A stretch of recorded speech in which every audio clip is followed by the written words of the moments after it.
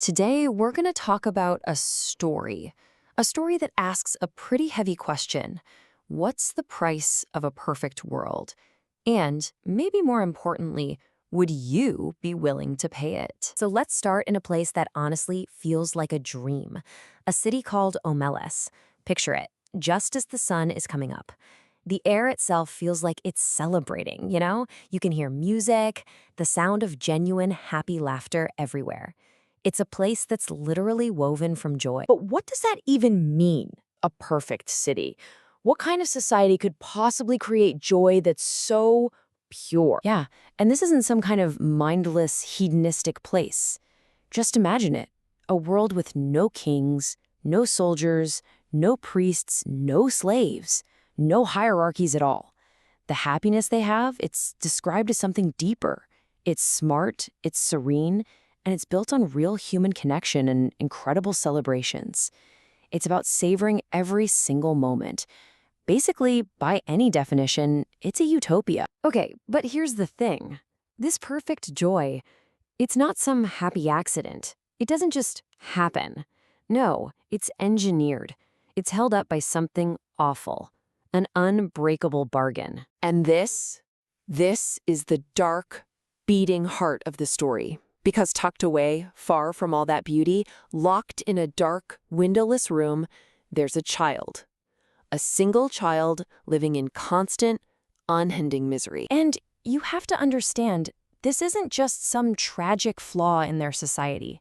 The child's suffering, it's not a bug. It's the main feature. It's the engine that makes Omelas run. Every single person who lives there, when they get old enough, they're told the truth. Their happiness, their health, the beauty of their city, all of it, is only possible because this one child suffers so horribly. So once they're old enough to really get it, every citizen faces this impossible, defining choice. It's a moral test, plain and simple. And really, the story is forcing that question on all of us, isn't it? I mean, think about it. If your perfect world, your family's safety, the joy of everyone you know, if all of that depended on this one single terrible injustice, could you live with that? Could you accept the deal? Now, when you first hear this, the choice seems to split pretty cleanly, right? You've got the people who are the heroes for refusing to be a part of something so awful. Or maybe they're cowards, just abandoning the child and walking away from all the good in their city. But the story is really pushing us to look past that simple math, past this idea of heroes and cowards. What if this story isn't just a hypothetical moral test? What if it's actually a mirror? One that's showing us a much deeper, much more uncomfortable truth about the world we actually live in? The whole point is that Omelas isn't some weird exception. That child in the cellar, that's not just a character in a story. It's a metaphor. And the bargain, well, it's a bargain that every society makes, whether we like to admit it or not. I mean, just think about our world for a second. Our comforts, the tech we use every day, our whole way of life. How much of it is built on suffering that we just choose not to look at? The child labor and factories far away that make the things we buy. The human cost of wars fought over resources we want. The poverty that's so systemic it's basically invisible to many of us. You see, the child of Omelas isn't in some fantasy story. That child is everywhere. They're hidden in the very foundations of what we call progress. So that brings us back to the people who can't live with it, the ones who can't accept the bargain.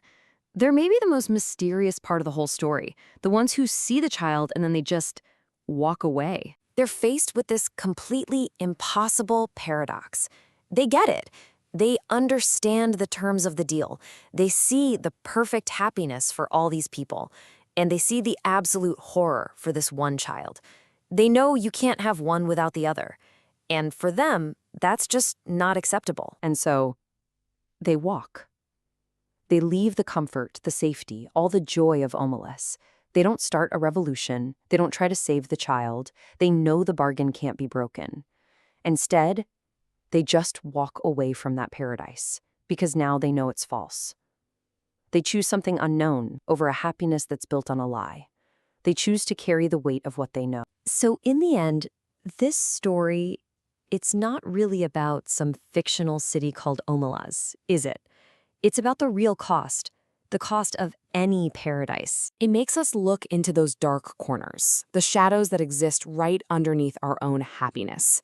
It forces us to just sit for a second with that really uncomfortable truth that no utopia is ever truly clean. And maybe that's the whole point. Maybe true humanity isn't about finding some perfect, painless world. Perhaps it's found in having the courage to actually see the cost, to look right at the child in the cellar, and then to decide what you're going to do once you know.